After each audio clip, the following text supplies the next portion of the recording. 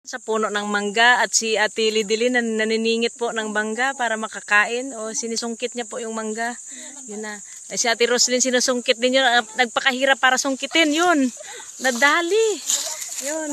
Ito yung puno ng mangga na talagang hindi pinapakialaman ng kahit sino. Ibon lang. Kinakain ng mga ibon sa gabi. Pero walang tao na pumupunta dito. Ano? Anak ni inay. Mga anak ng nanay na nagugutom. Ate Roslyn. Yan. At saka gusto ko rin kumuha dito. Gusto ko rin kumuha dito. Oh, napakababa lang talaga ng puno ng mangga. Yan kukunin ko. Yan, marami. Yan. Ito yung lupain ng lolo na ipinamana sa aming inang Luningning. Aming nanay po.